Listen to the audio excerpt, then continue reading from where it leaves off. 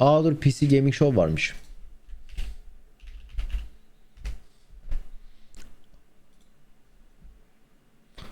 Neymiş bakalım bu? Gloomwood opens the gates to the Underport District in early 2024 with more early access updates to follow. Newegg is of course one of our favorite places to find upgrades, and later in the show we'll be sharing some recommendations in our holiday wish list. But we've also partnered with Newegg to build a... Wait, am I reading this teleprompter right? We bought an egg-shaped computer. I'm inside. What's my target? One new egg.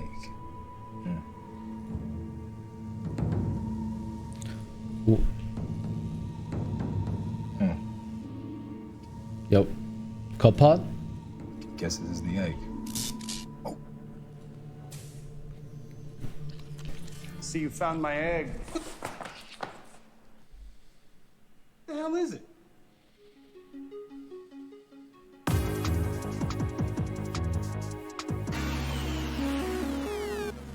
Merak ettim.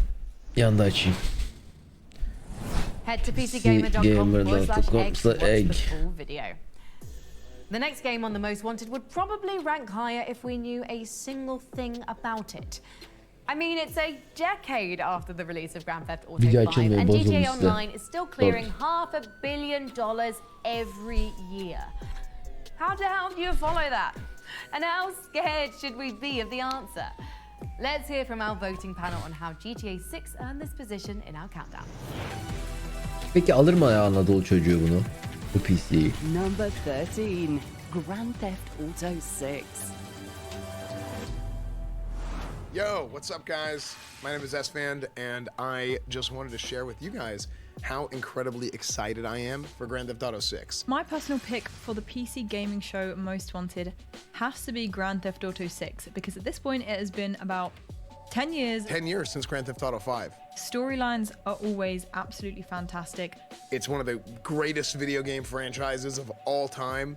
I'm excited to dive into a new immersive world, new cities, new surroundings. Just the amount of things that you can do in this open world sandbox, and whether you just want to screw around. Rockstar recently acquired CFX, which is the company that own 5M. Aa Allah'ın hakkı 3'tür. Beşiktaş o yüzden 3 gol yedi. NoPixel is one of my favorites. Haberiniz olsun yani. I hope you guys are excited as I am. I think Rockstar has a lot of hype around it right now. And very excited to see what it holds.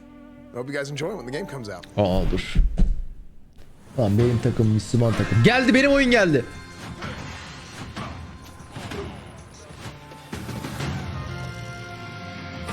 Aa ben bunun demosunu oynamıştım. Çok keyifliydi bu.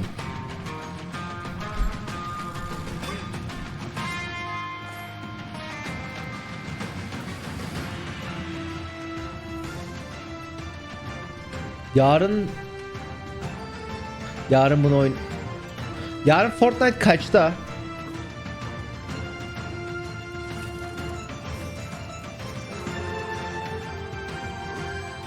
Cumartesi mi Fortnite? Tamam, ben bunu oynarız ya.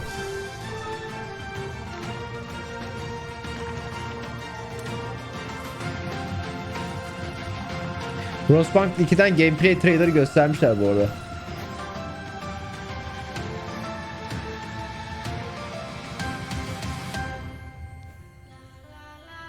Bu Game Pass'e geliyor, evet.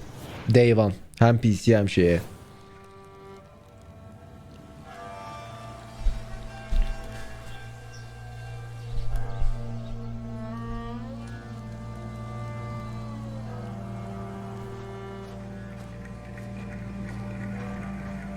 Bu şey mi lan? Manor bilmem ne.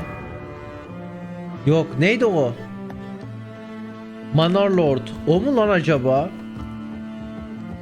Değil. Öyle miydi? Manor Lord muydu bu? Değil sanki, bu Manor Lord değil.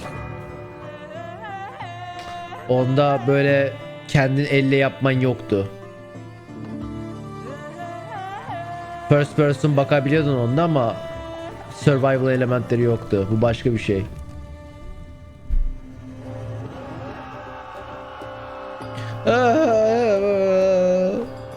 Benim kumpas yeteneği. Bellwright. Q1 2024'te Early Access. Güzele Topple benziyor the bu arada. Crown's tyranny in Bellwright, coming to early access in December. Our next game rounds out a killer combo of high-profile fighting games that have hit PC in the last year. Ready? Fight.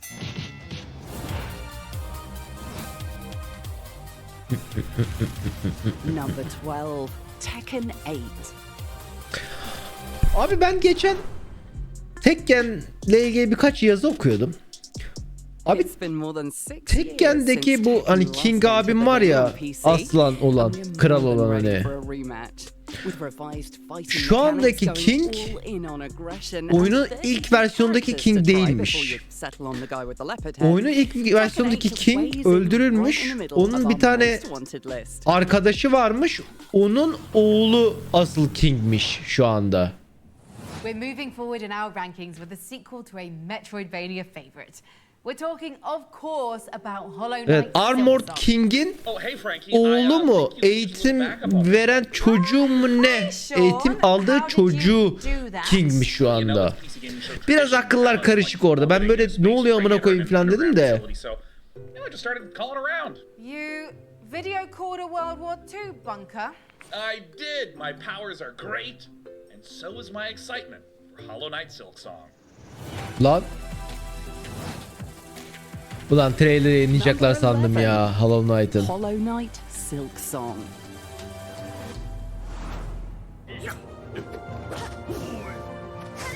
Allow me to share 3 reasons why I'm excited for Hollow Knight Silksong. First, the graphics. I adore the original Hollow Knight art style, and they're giving me more, but elevating it with more detail and layering. 2, combat in motion. The original Hollow Knight somehow was able to blend super fast, snappy movement with slow, chunky Souls-like combat. And if you look at the Silksong trailer, you're seeing all sorts of new moves that allow you to dance around your enemies and jump around the environment. It makes me really excited for the second-to-second experience. But the third and the biggest reason is exploration. Team Cherry are masters of this. There would be a ledge in the original Hollow Knight that when I finally was able to get there would be hours of content behind there, or new bosses, or new enemies, or entirely new zones. And it's that exact combination of a beautiful game that's fun and second-to-second gameplay that rewards my exploration. Oh, I literally can't wait for Silksong. Çıkmayacak abi bu arada, haberiniz olsun. Thanks for your Silksong expertise, Sean. What began as a spin-off expansion to Team Cherry's beloved Metroidvania is now one of our most sought-after sequels, assuming it leaves hiding someday. Before we move forward with more previews, we want your input, and we're offering a PC-sized reward.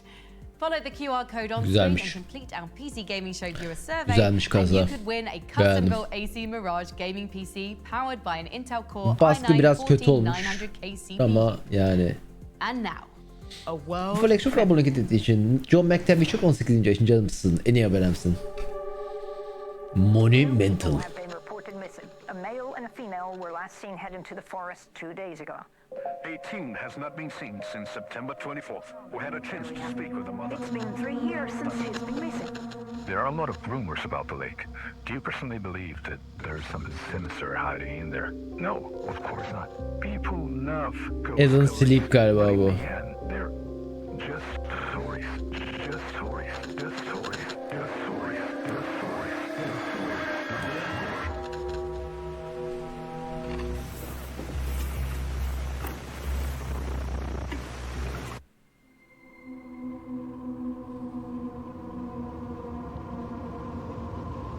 Silksong'da geçtirme yok ya. Ne oluyor? Ağlayan karı vardı. Our Lady of the Drowned Lake.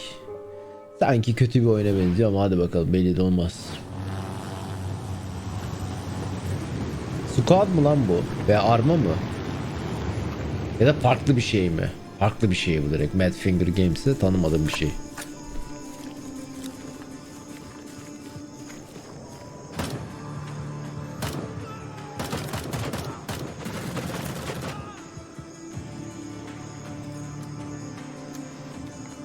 EFT klonu.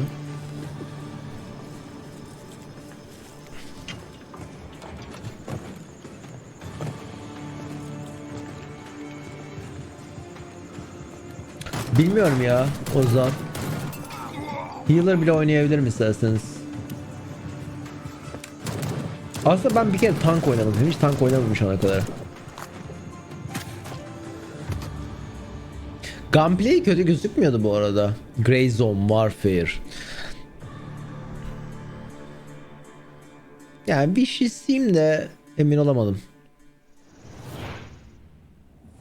We're nearing the heavy hitters, selected by our panel of industry experts as their top 10 most wanted. Bu arada birkaç gün sonra şey çıkıyor. Tabi inanırsanız. Bu neydi? Asla çıkmayan oyun. The Day Before ha. Who the fuck are you?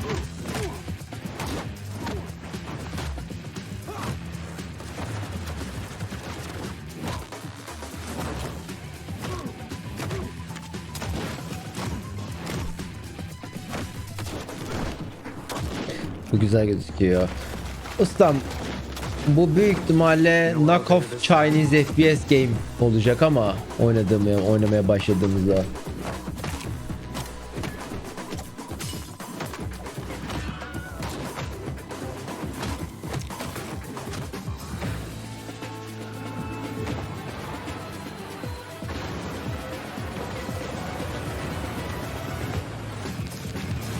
Spine slash shoot repeat. Spine. Bringing cinematic action choreography, Spine is coming soon to PC. We're just minutes away from starting our top 10 countdown. And make sure you stick around all the way to the #1 game on our exclusive gameplay footage. But before that, here's a message Hala from our ağzımdaki friends at dişliğe PC alışamadım ya. Garip geliyor.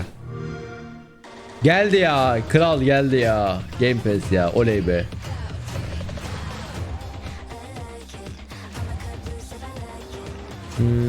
Invisalign taktırdım. O yüzden biraz garip konuşuyorum. Yok var. S'lerde özellikle var.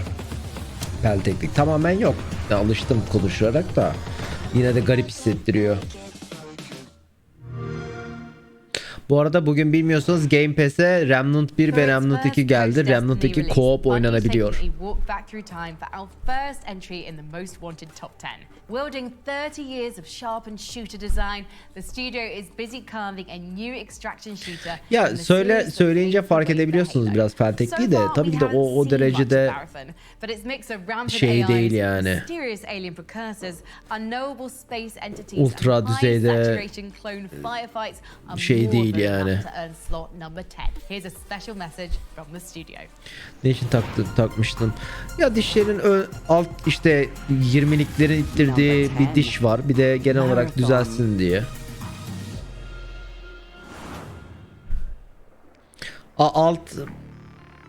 Bu maraton. Ulan maraton niye gösteriyorlar? Ha tamam bu. Ulan bunlar da her sikeceğim yani. Maraton için çok heyecanlı izlemişler.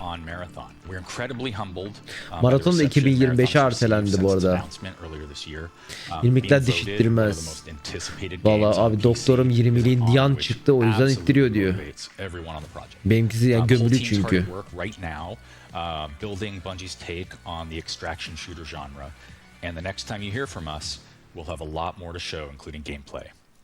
Benimkisi böyle çıktı.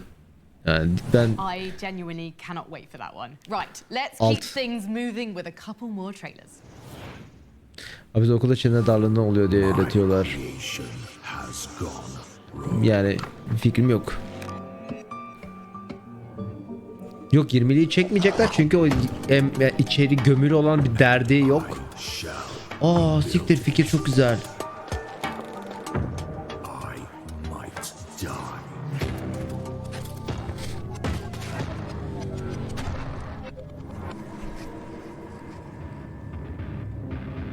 O kadar gitmez.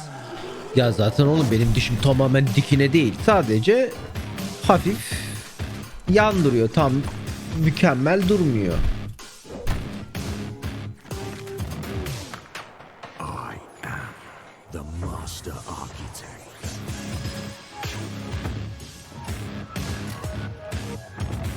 Güzel fikir bu arada. Tel takırken tel taktırmadım ben. Direkt Invisalign şey abi. İlk önce bir ne takıyorlar? Bir yapı koyuyorlar tam dişine. Sonra onu böyle bir mor ışıkla küçültüyorlar. Bir kalıp takıyorlar. Ondan sonra da onun üzerine koruyan kap takıyorlar.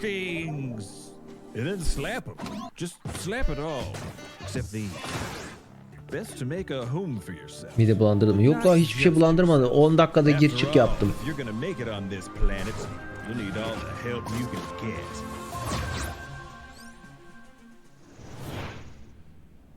Crashlands 2 drops onto Steam in 2024. Plaklarsa o kadar da iyi değil. Plak tedavisi değil bu. Invisalign plak farklı bir şey plaktan. Ama bu 6 ay duracak bu arada. Skywolf çok bu arada 31. yaşın canımsın. En iyi abonem son hoş geldin. Benimkisi 6 ay sürecek. Neslinkisi 1 yıl sürecek.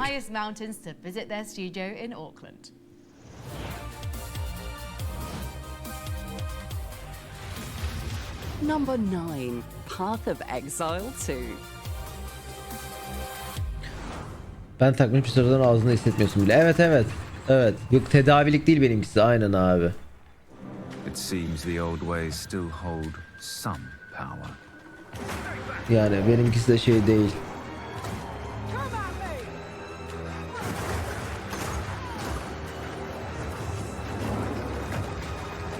Benim çenenin şu yapısında olabiliyor. Abi benimkisi yani artık 32 yaşıma geldi. 31 yaşımdayım şu anda.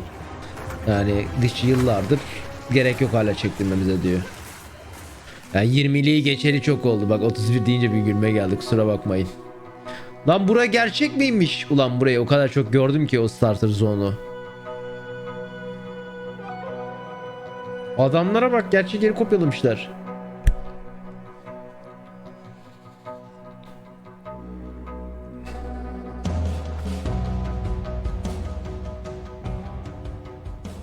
Path of Exile 2 is basically our next generation action RPG. And one of the things we really wanted to make sure that we were doing with it is to make the action combat really, really excellent. We just want to make sure that anyone playing the game, you know, you can play it like an action game. Tabii ki de Feels oynayacağım. fun to play. You know, we've added things like dodge rolls and like hack cancelling, things like this. And it just means that the game just feels a lot better than it previously did, as well as everything else that you'd expect from a sequel to Path of Exile. One thing in particular that sets Path of Exile apart Yayında is oynarız tabii. obviously the depth, Yok but ilk in yayında the deneriz itemization zaten. systems, crafting systems, but also the sheer number of quantity of monsters. Path of Exile 2 çıkınca Path of Exile bir ayak tutacak olan hata değil mi? Değil. Daha iyi bir oyun yaptılarsa değil. Bir de şöyle de bir şey var. Bu herifler ikisinden de para kazanabiliyorlarsa yani adamlar kendi kendilerine rekabet etmeleri bir kötü bir şey değil.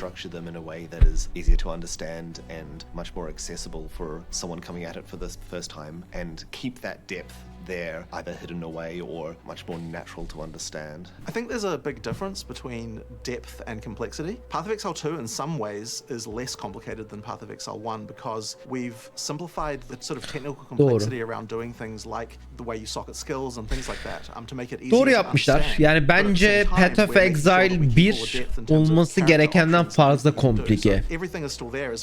Yani o kadar komplikasyon, o kadar yani komplike olmasının şöyle bir şey var. Komplike olunca o kadar fazla build yapabilmesi gerekli. O kadar fazla build yapılmıyor. Yine elinde sonunda belli bir metada kalıyorsun. Hani yine build sayısını aynı tutup daha basitleştirebilirler.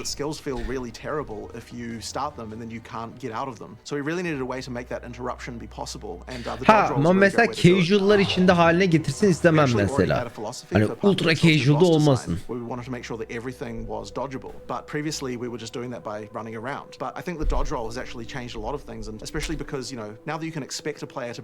Komplike ama bence gözle büyütecek kadar karışık değil. Karışık abi karışık.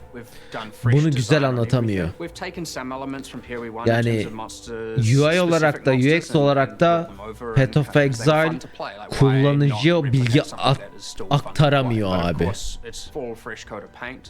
There are definitely new systems. I'd say a lot of the monsters are faster, for example, which is where dodge roll helps. Ve düşündüğünüz kadar komplike değil. AI systems that allow the monsters to do ama karışık, skills sıkıntı while they o. were performing another skill, much like how a player can dodge roll to Hani interrupt a skill. sistem o kadar komplike değil ama karışık olduğu için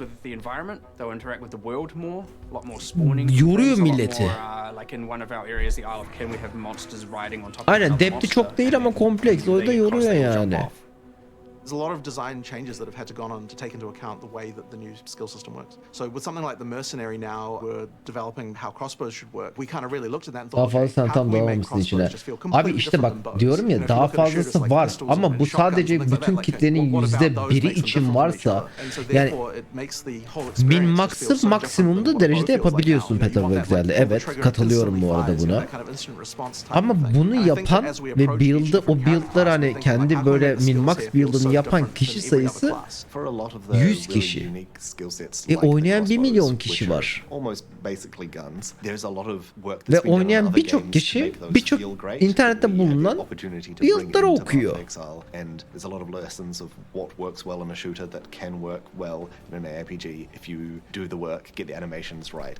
Yani ben de diyorum ki 100 kişiye hitap etmek yerine bir tık daha aşağı inip, ama bak bir tık aşağı inip inmelerini istiyorum. Ben mesela Diablo 4 yapmalarını istemiyorum.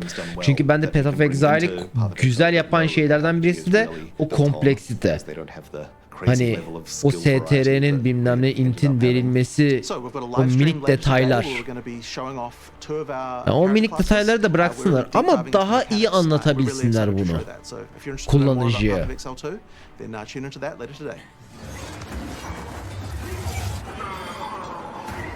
Ki zaten büyük ihtimal onu yapmışlar. Adam da onu söylüyordu. Yani daha basitleştirdik ama hani şey de yapmadık diyordu. You leave your Christmas shopping to the absolute last second and then speedrun the entire thing in a single afternoon of guest checkouts and regret. But what to buy the PC gamer in your life? Well, our good friends at Intel have a few ideas. Here's 5 of their favorite gaming deals this holiday season, all on offer now at Newegg.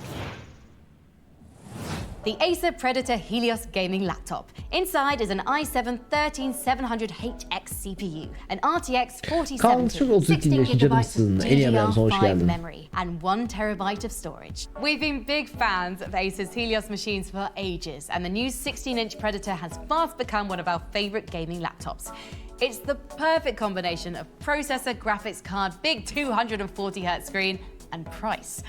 The 24-thread Intel CPU is mighty strong too, and the RTX 4070 graphics card also supports the magic of frame generation for a buttery smooth experience. Yani adam ya oyunun Path of Exile'ın asıl o güzel kısmı o bence daha doğrusu.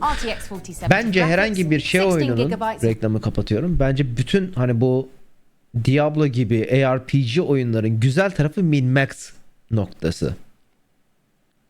Hani her şeyin maksimum damage'ına ulaşma. Maksimum damage'ına ulaşmak için yani bu kadar yorulacaksam değil de yani çok komplike yapacaksan bence biraz da hani sadece 100 kişiye hitap ediyorsun. Tabii ki 100 kişi tam götünden sıktığım rakam da. Yani oyuna asıl kitle asıl oyunun şeyini görmüyor. Güzel kısmını görmüyor. Ve çok güzel bir kısmı var orada. Oyunun. Memory and a 1 TB Path of Exile için diyorum, evet. If you're looking for a lot of screen real estate, MSI's 17-inch chonker will get the job done without costing a bomb. The 13th Gen Core i7 is a 16-thread chip. The machine still sports an RTX 4070 graphics card to handle all the newest releases, and you content creators are going to love the massive 32 gig of DDR5 memory. Oğlum niye kadın blurlu? Benim mi gözlerim bozuluyor gittikçe? Next, MSI's Aegis gaming rig, carrying the i7 13700F CPU, an RTX 4060 Ti, another spacious 32 gigs of DDR5 with 2 terabytes of storage. So yeah, you remember that big black obelisk from the start of 2001: A Space Odyssey, right? MSI's Aegis R PC very much has that vibe, but also throws in a little RGB gaming flair.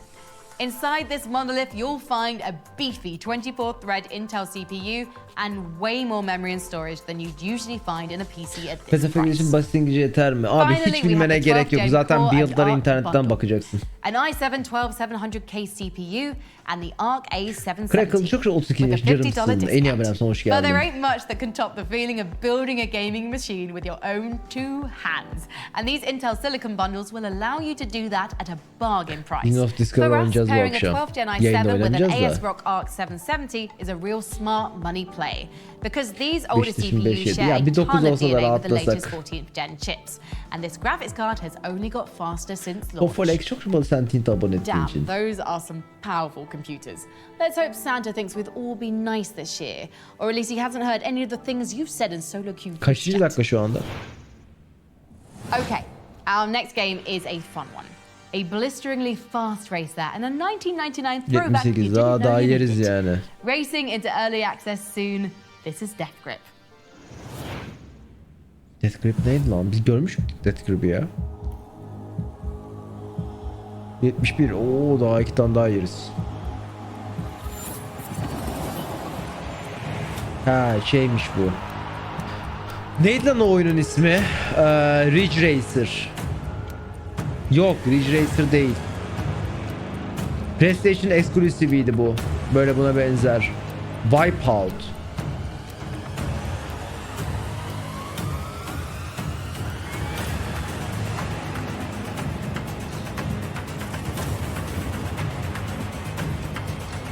Bu bir de Star Wars'tan da yoink demiş.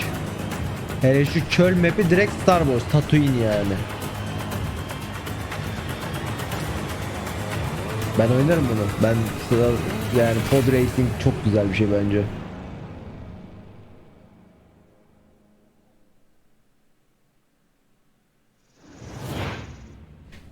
Now that's what I legally can't call pod racing. The whole reason we're here today is because yes, there are an incredible amount of video games, and we want Ya to ben help you Blur decide değil de which ones şeyin are the oyunun most ismi neydi? deserving of attention. Bir tane araba yarışı oyunu ama her şey parçalanıyordu.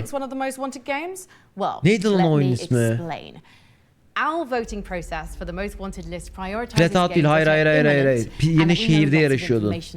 Yok şehirde yarıştı bir tane oyundu. Split Second. Split Second. Chat'te biri söyledi. Split Second abi. Onu çok az kişi sikti. Evet yani birçoğunuz yeni duymuştur büyük ihtimalle. Fikir çok güzeldi. Mantık çok iyiydi ama yani The eventual Cyberpunk 2077 sequel, The Witcher remake. Project 007 from the team that made Hitman that's probably going to be incredible. Dragon Age Dreadwolf. Come on, BioWare, let's see it. Death Stranding 2. Star Wars Eclipse. Yes, the Tom Clancy's Splinter Cell remake. Oh, and that untitled Fallout-like RPG from New Blood Interactive. Armor 4. That League of Legends fighting game that looks really good. A Wonder Woman game. The new Indiana Jones game from the folks that made Wolfenstein. Good and Evil 2, which has been in development for something like 15 years. The reboot of the Skate series and Crisis 4. Yediğimiz gole bak amına koyayım. While I catch my breath, let's see a couple of games that actually have gameplay footage.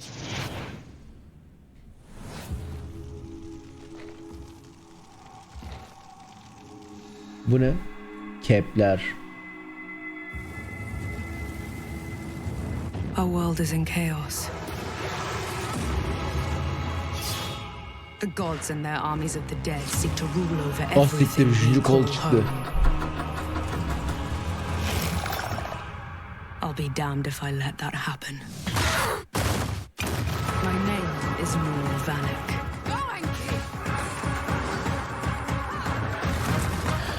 Çok üzücü bir şey oldu şu anda bu oyuna. Tam oyunu izlerken aklıma şey geldi. Yakın zamanda çıkan şey neydi? Square Enix oyunu. Forspoken geldi. Biraz moralim bozuldu. Yani Forspoken evet yani hem renk tonları benziyor, hem yapılar benziyor, hem gameplay benziyor. Ve bu güzel bir şey değil.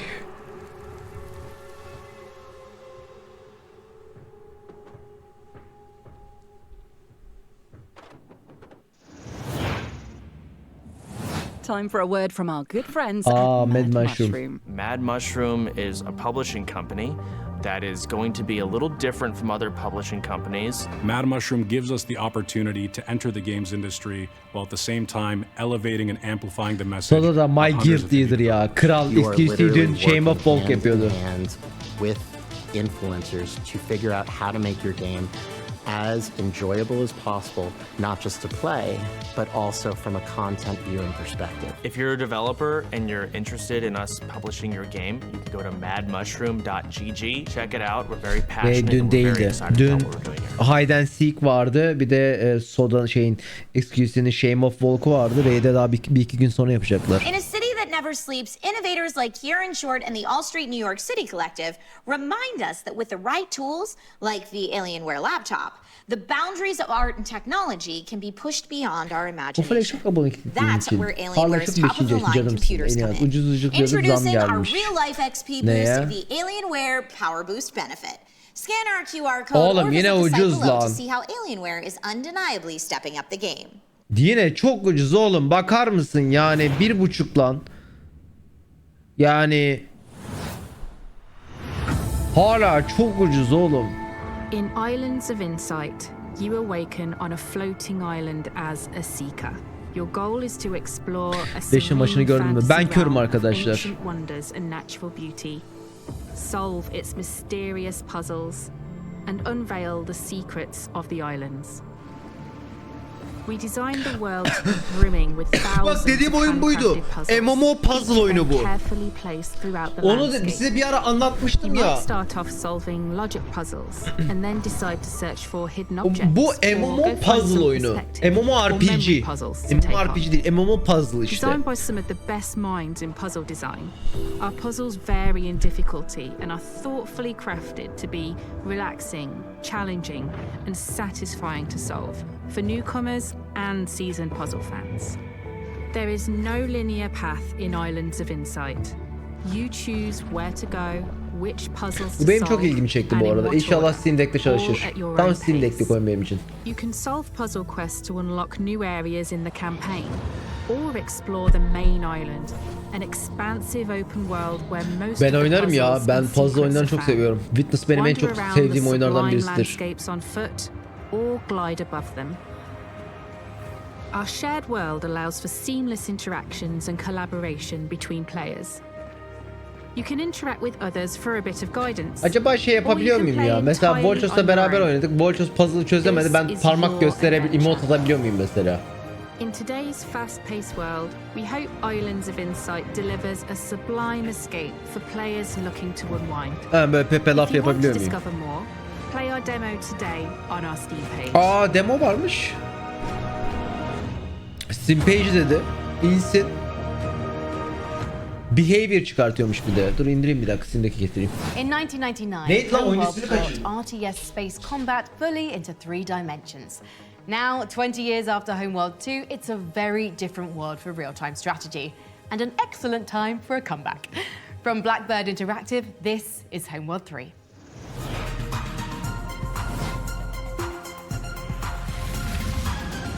Number 8, Homeworld 3. First batch of bombers rolling off the line. Looking good.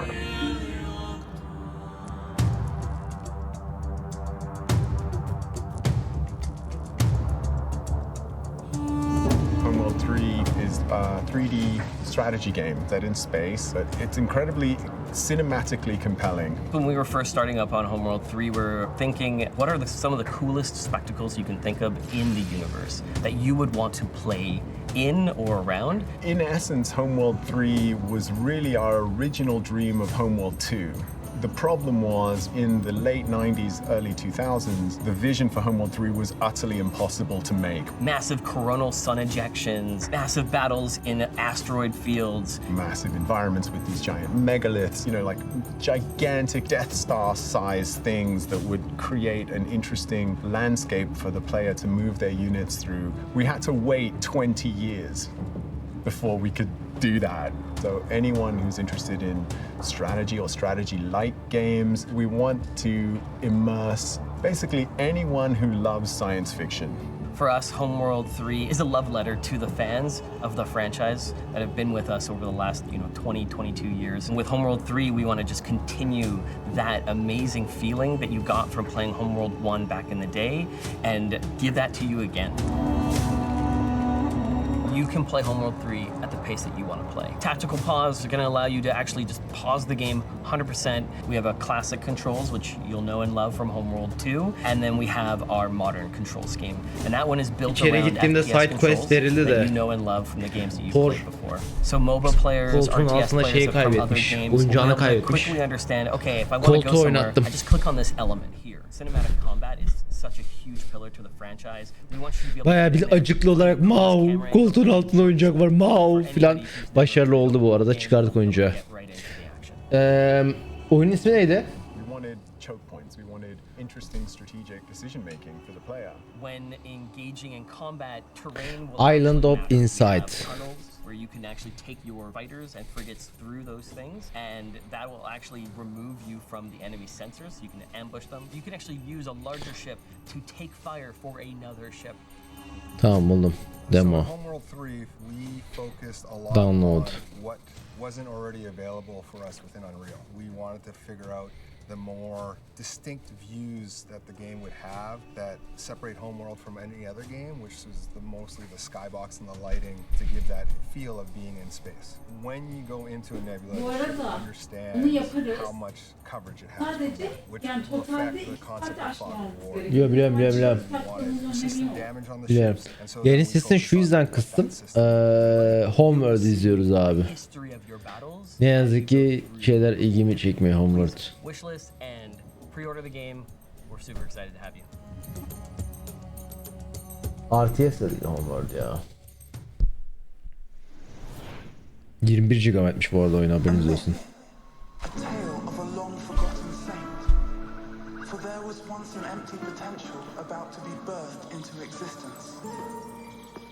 O görsel ne kadar güzelmiş.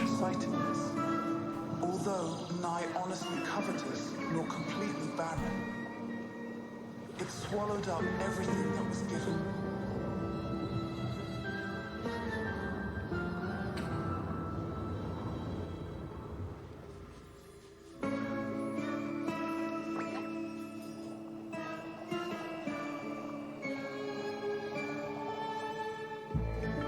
The saint, reincarnate as fit and proper, but never aware, dictated from beyond by blessed ignorance and idle hands.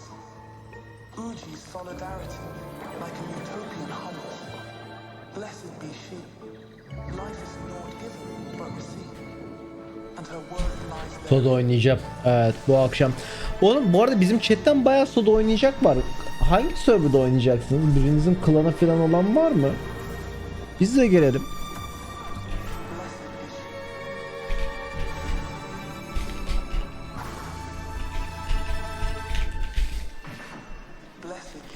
Falan, yani server listesi falan varsa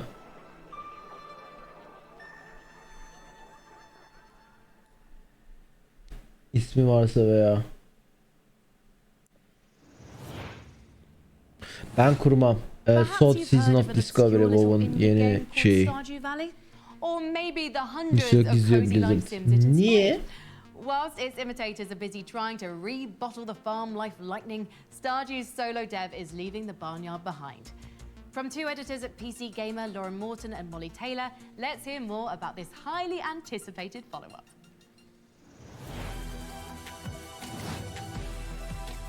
Number 7, Haunted Chocolatier. Alliance mi Horde mu? Ustam sormam bile. Molly, you and I end up talking about Aha. PC games on the PC Gamer Chatlog podcast quite a bit, which is why it's so exciting that its creator, Eric Baroni, is currently working on his next game, Haunted Chocolatier, where instead of us being on a farm, we're like running a chocolate shop instead, which sounds super exciting. We haven't seen a whole lot about Haunted Chocolatier yet. We've seen a brief trailer and we've seen some screenshots. We've seen like boss battles potentially. We've seen a bit of the new cozy town. We've seen some expanded combat over the Stardew Valley formula. So we're definitely anticipating hearing more about it as it continues development. So I'm really excited to see how Baroni is going to take that formula and evolve on it. And I have a pretty good feeling that Haunted Chocolatier is going to be setting the standards for Yani cozy oyunu games for yapmış. years to come. Ve işte yenisini yapmış. Bu sefer çiftçilik değil, kafecilik yapacaksın. Required on the corner of 5th and 24th Street. A gas station has exploded and we require immediate medical attention. Bu ne? Received loud and clear. We're on our way. Emergency mi bu?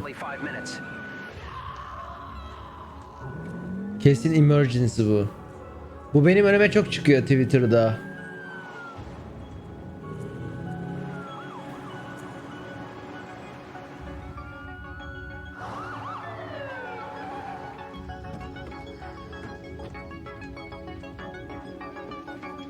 Bu arada hiç düşündüğünüz gibi bir oyun değil ha.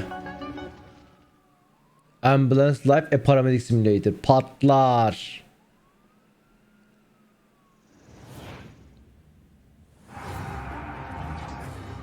The crusade is about to overwhelm us. Songs of Silence. I have to warn everybody. Bakayım oyun inmiş mi? Gerçi inmez, şeyin download'u çok yavaş ya. Steam'dekinin.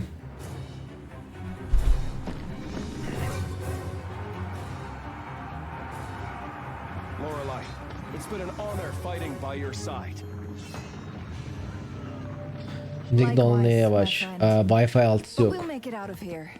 That's a promise. Bir tane Steam'deki ne zaman gelir? Bir takabilirsin istersen.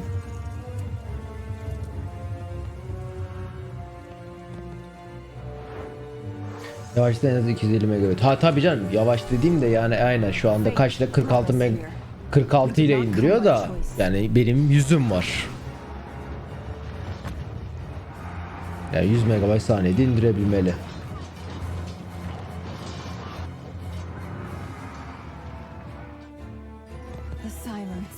Devoured my home. Please, guiding star. O da birbirimize bakıyoruz.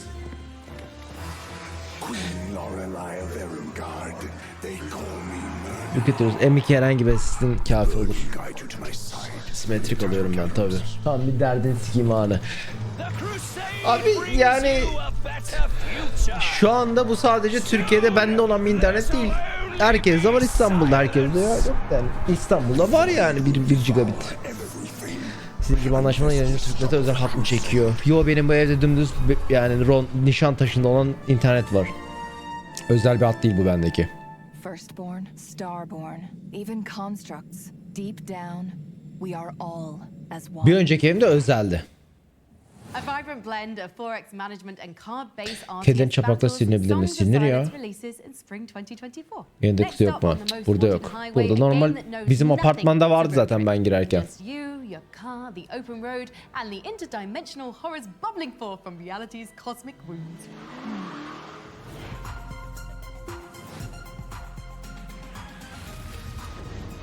Number 6, Pacific Drive. Para ödeyemiyorum. Ben ödemiyorum. Ama anneannem için ödüyorum. De ben çok iyi dinleyeceksin canım sizin. En iyi ablam sana hoş geldin.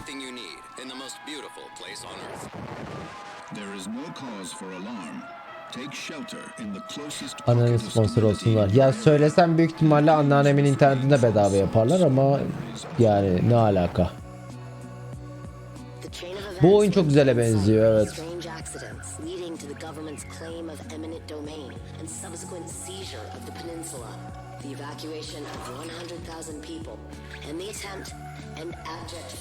Ne oldu ki? Hoş geldin.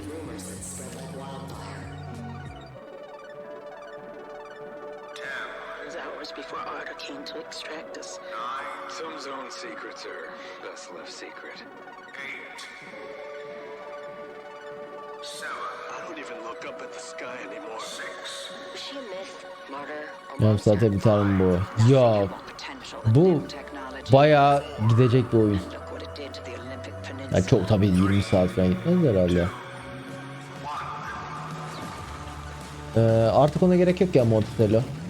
Minyons'un kendi şeyiyle onun gibi yapıyor. Ali çok şimdi abone olduğun için canımsın. En iyi abonesi. Bu evet zaten roguelike diye biliyorum ben de. Hard Ledger çok şu 14. yaşında canımsın. En iyi abonesi, hoş geldin.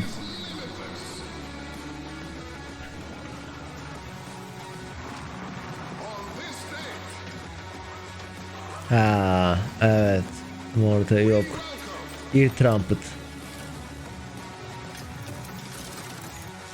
Baksana çok güzel gözüküyor lan oyun. Aa çok yakınmış lan. Aa 2 aya çıkıyor.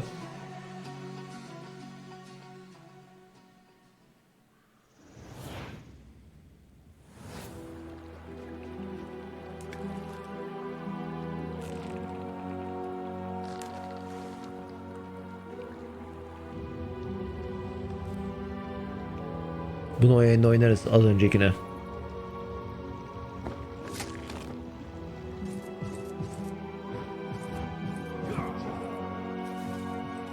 Niye 360 şekli asiktir? Ne kadar güzel interaksiyon vardı.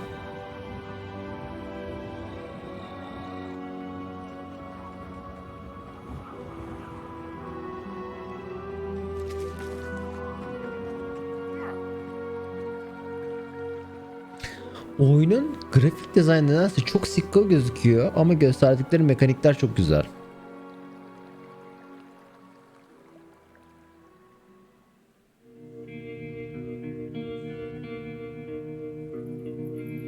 Ya mesela az önceki trollün koşması ve trollün koşarken ağacın kırılıp üzerine basıp geçmesi falan hoş.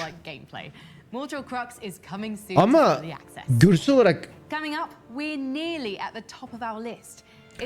okey GX'de çok abone olsun canımsın. En iyi abone hoş geldin. Işıklandırmadan patlıyor gibi. Olabilir, olabilir. Bir şey rahatsız ediyordu. Number 5. Helldivers 2.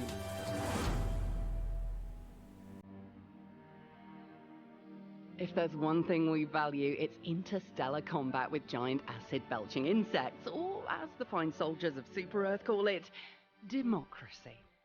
Now shooting in third person, the Helldivers redeploy for co-op, and our panel of experts can't wait to enlist.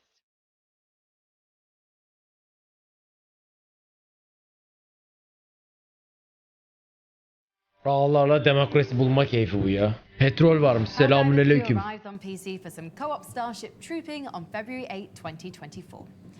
Now, we turn to the unholy rebirth of a 2009 strategy cult classic. When Hell's throne sits empty, its greatest devils march to war in this stylishly sinister game of ungodly grand strategy. Here's the latest Peki trailer, abla niye blurlu? Solium Infernum. Dertteyim yani. Set in the bureaucratic nightmare of hell, Solium Infernum is a political strategy game like no other. The Prince of Darkness is Flex çok vanished. dipir To abone ascend to için. the Dark Throne as ruler of hell, you must prove to the infernal conclave that you are the most powerful archfiend of all. Yani kalitesi nasıl yok değil ya. Powerful relics and cast rituals that can turn the tide of battle. Command legions, summon colossal titans, bribe minions, and attempt to outbid your fellow archfiends in the bazaar, Hell's blind auction house. You'd best learn the rules of Hell fast, and how to exploit them, archfiend. For it is malice and malevolence that win favor in Hell. Insult and extort your enemies, goading them into open warfare. Or worse, humiliation. Scheme in your sleep with asynchronous multiplayer, investing just a moment each day in games that can last for weeks. There are no loyalties here in the Abyss, and betrayal is the name of the game. Solium Infernum isn't called a friendship destruction simulator for nothing. Better to rule in hell than serve. Ne yapıyoruz? Tuvalet arasına geldim.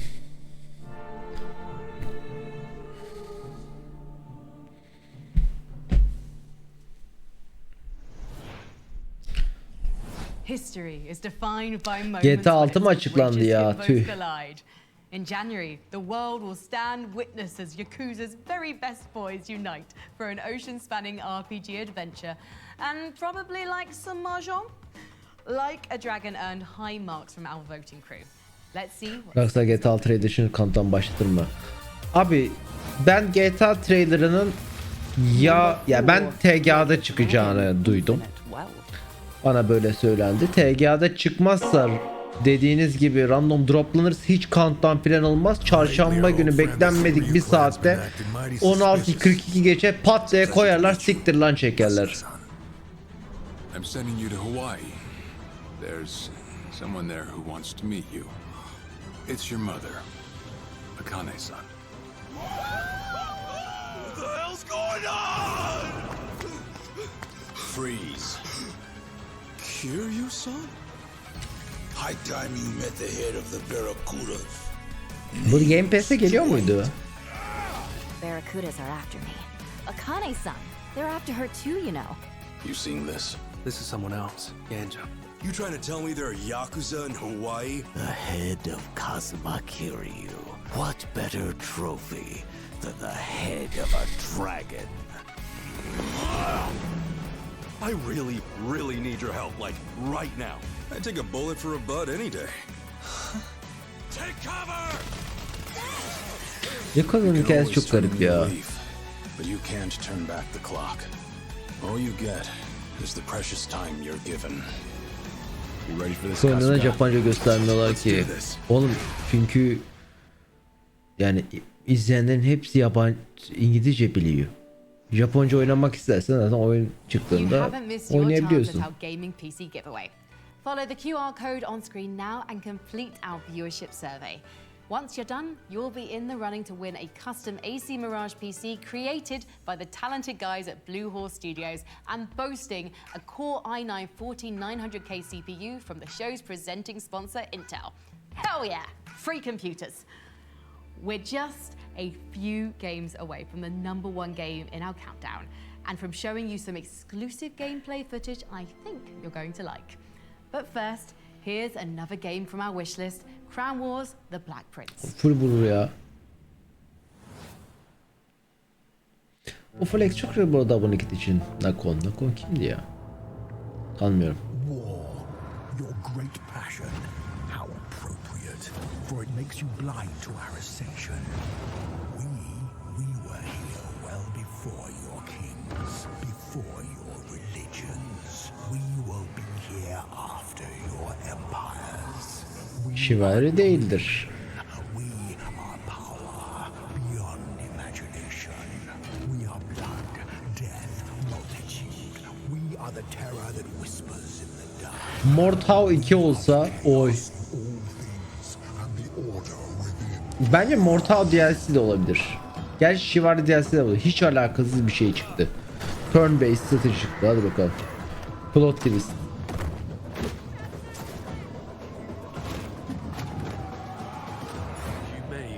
Crown Wars: The Black Prince. Her şeyi çıkarıyorlar ha. PlayStation, Steam, Xbox, Epic, Switch. Sometimes PC gaming gives us games that empower us to make games. Our next studio visit is with the group behind Everywhere. Benim buzdolabı, Netflix. Netflix'e şey geliyormuş. Haberiniz olsun. GTA'nın bu en son çıkan yarak gibi olan remasterları geliyormuş.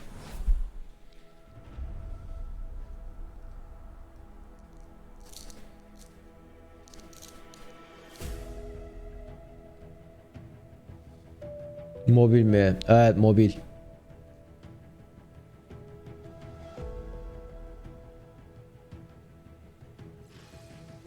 Hey, my name's Bellwright, Assistant Game Director here at Build Rocket Boy, and I'm working on Everywhere.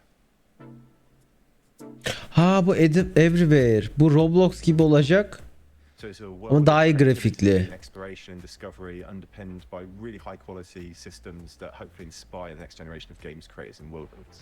Hi, my name's Leslie Benzies. I am the game director of Everywhere and Mind's Eye, founder of Build a Rocket Boy. Everywhere is a place where players can tell their stories, where they can build their own world. There's shooting elements, there's driving elements, there's puzzles. Players can build UGC, take part in many different experiences, and they also play a AAA game called Mind's Eye. tools, which we call Arcadia, they're a part of everywhere, so you don't have to jump to a separate. Bu işte yeni, ya birisi mesela Roblox yaptı aslında. Roblox şimdi Allah için hayvan gibi oynanıyor. Çok iyi geliştiriyorlar. Fortnite şimdi onun daha iyi grafikte halini almaya çalışıyor. Kim daha iyi yaparsa bakalım. They immediately realize the limitations of the toolset they've been given, whereas we want everything that players play within everywhere to serve as inspiration because they have the same. Ama işte Fortnite varken yani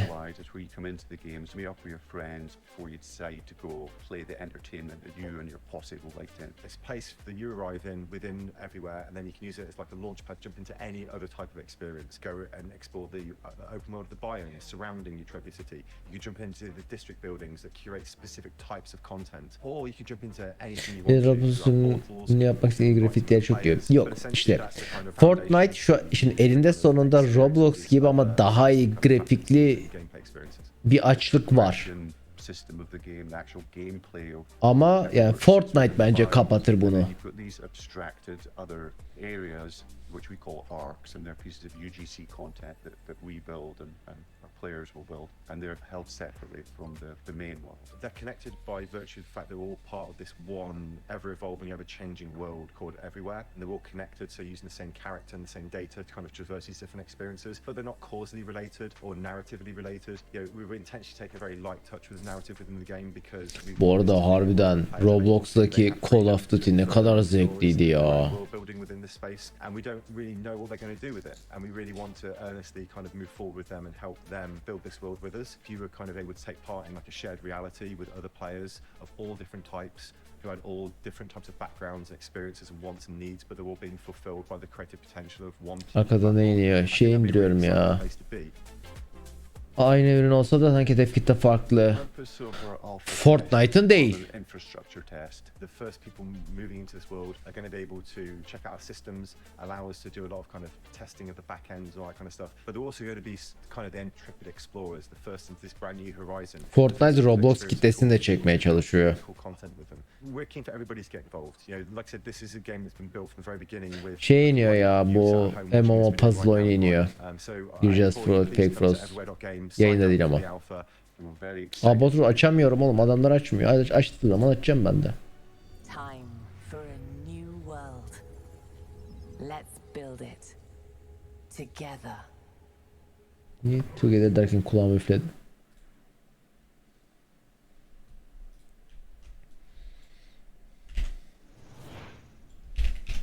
We're closing in on number 1, but first, the follow-up to a roguelike with fittingly mythical acclaim.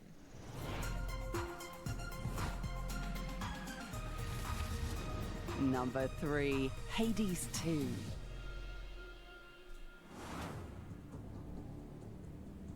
After 3 years and who knows how many deaths, we still can't get enough Hades. And apparently neither can its developers. In Supergiant's first sequel, Hades is imprisoned and the Titan of Çok heyecanlıyım ben arkadaşlar. Bu şey değil. Princess of the Underworld striking out against the forces of Kronos. It's really something to imagine how Hades 2 could build on the slowly unfolding storytelling. O düşündüğünüz şey değil. Bitti.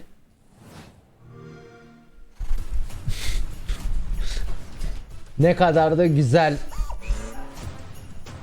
Bugün solo oynayacağım ama yayında oynamayacağım. Game Pass ya, adam be, oley be. Game Pass lan.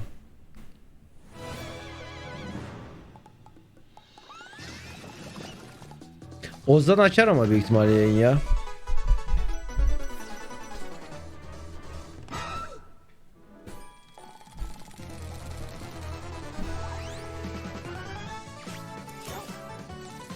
Selçuk 32-35 milyarmış cadımsın. En iyi haberimsin, hoş geldin. Bu Sonic 0.5 ne bu?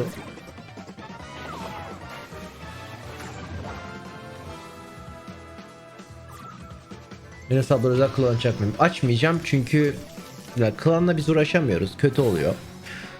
Bizim izleyicilerden, sizlerden birisi klanı varsa onlara gireriz. Biz yancı oluruz.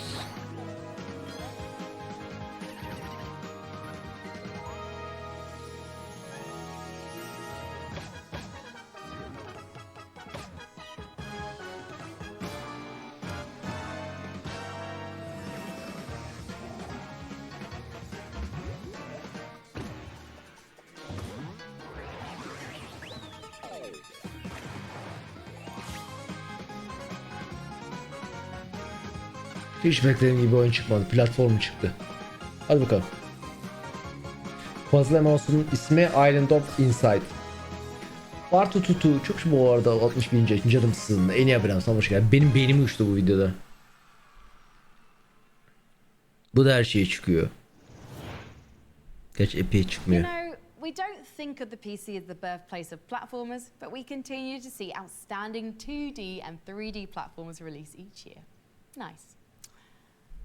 Okay, Elden Ringers. However many boss kills you've got under your belt, the greatest test for every tarnished is, well, it's Millennia. Elden Ring'e şey yapmışlar. Büyük bir update getirmişler geçen beta branch'ine. TC'de DLC açıklanacak deniyor. Daha doğrusu DLC'nin tarihi verilecek deniyor.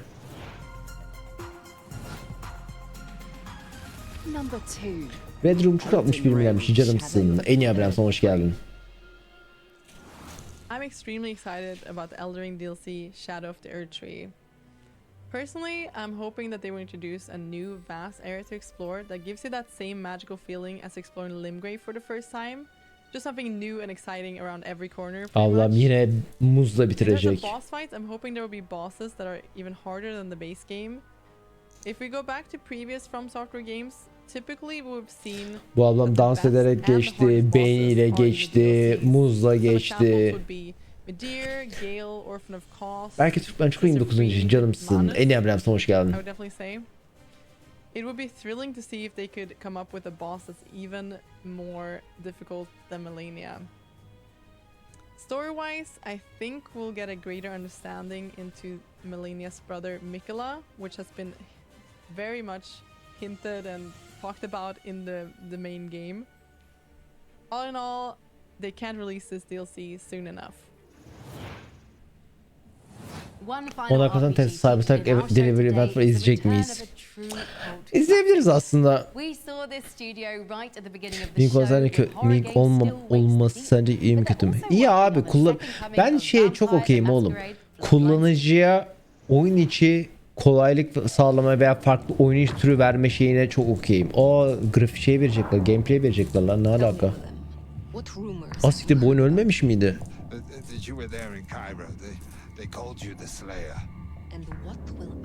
Evet, zorunlu olmadığı sürece bu tür şeyler kullanıcıya şey vermek benim çok okey olduğum bir şey.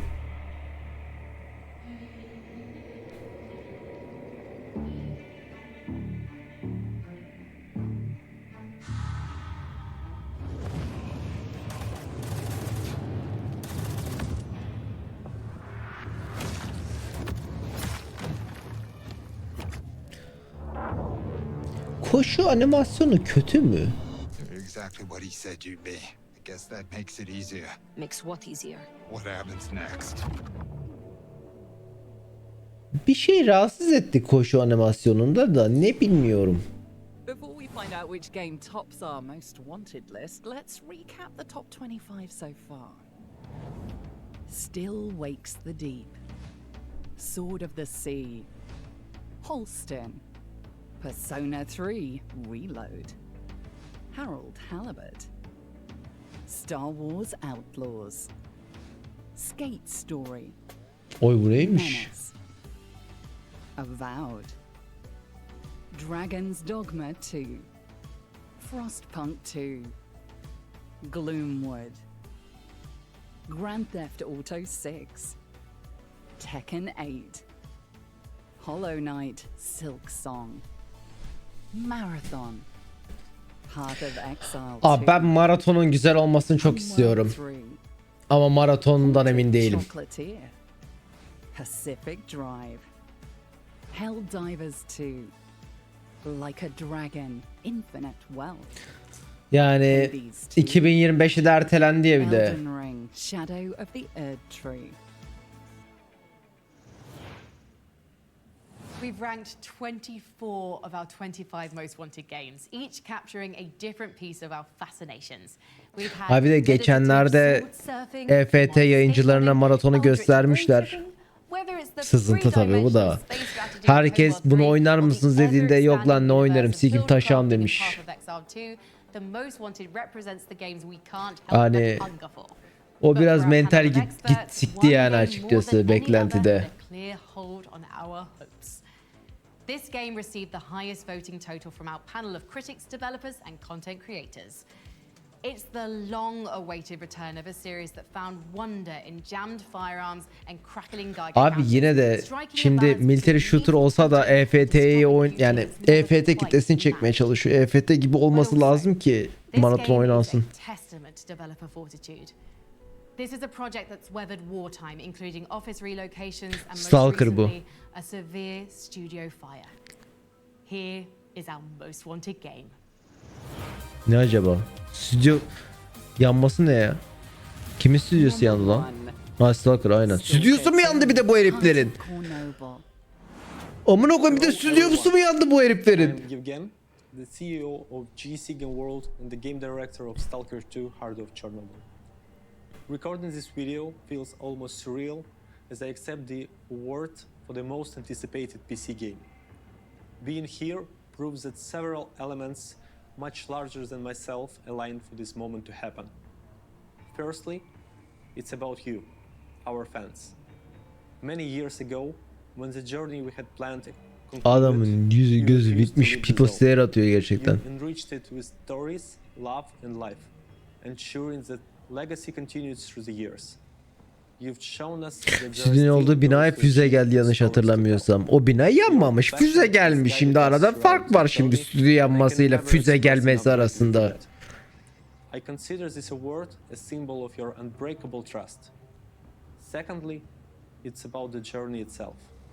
This path was extraordinary, marked by dedication, passion and commitment from Ama ya şimdi bu yorumu da yapmak istemiyorum ama harbiden herifin saçı da Dark Souls'da dimdüz default saç. Talented individuals. Stalker 2 stands as the biggest and most complex game in our lives. It was ambitious from the beginning. Bir de Stalker'ın ekibinin, şimdi Stalker'da ekip kalmadı bu arada arkadaşlar. Bu oyunun bu yüzden çıkmasını ben beklemiyorum. 5 kişi falan var neredeyse. Onun dışında herkes zaten savaşta çalışıyor. Yani oyunda değiller. Oyun tarafında değiller. İşte birkaç kişi yani savaşamayanlar şu anda yer değiştirmişlerdi. Nereye geçmişti? Bunlar şey Ukrayna'da değiller. Stüdyo olarak artık. Yer değiştirdiler. Nereye geçtiler? Polonya'ya geçtiler değil mi galiba? Yer değiştirdiler.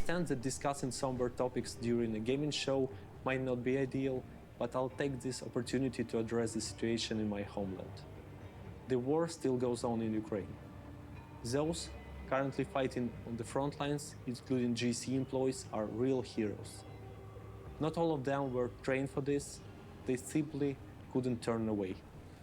Stalker 2 was important for us even before the war, but now it stands as a national product, aiming to convey Ukraine's unbreakable spirit to the world.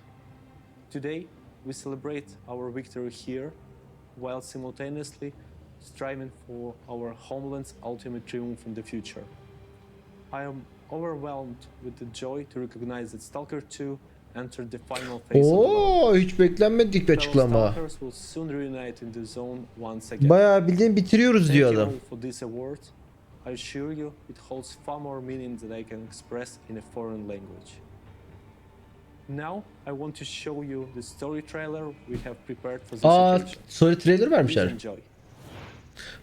Prag'a mı geçtiler adamlar? Polonya değil. Okey tamam. Yani yer değiştirdiklerini biliyorum da nereye gittiklerini bilmiyordum.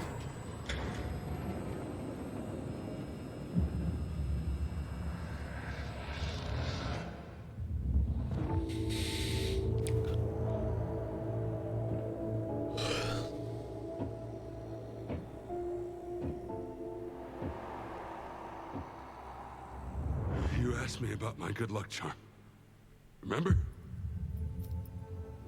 It's an empty shell. Decided to play soldier with me? Dimitri and I were just discussing a certain puzzle we found in the zone. But we can't quite seem to get all the pieces. Ustam ne güzel çözüyor, çöküyor, şey yapıyor ya. Downgrade yemiş. Şu yüzden yemiş, texture kalitesini düşürmüşler. Texture çözünürlüğünü değiştirmişler. O yüzden mesela kenarlar gerçi çözünürlükle alakalı değil, anti-aliasing ile alakalı büyük ihtimalle. Çizimlerin kenarları titriyor bak.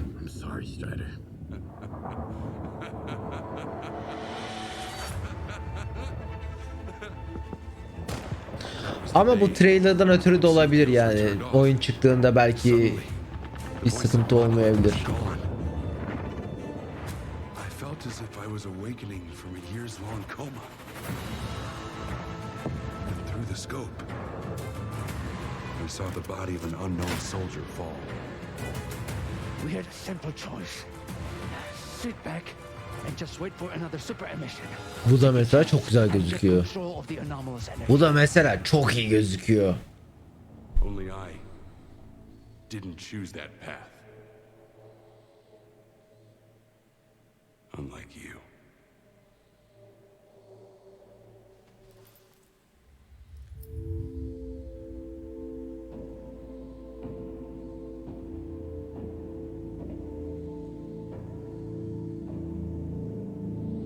Belki bu herifi sadece trailer için yapmışlardır. Oyunun kendi içinde yoktur. Ondan dolayı da iyi gözükmüyor olabilir.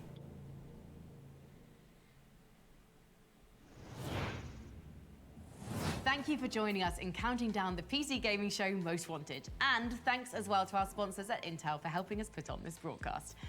And remember, all the games featured in Mart'a today's show kadar can be çıkaracağız found diyor. on the PC Bakalım. Gaming Show Büyük ihtimalle Steam page at Mart'talar. pcgamer.com/wishlist.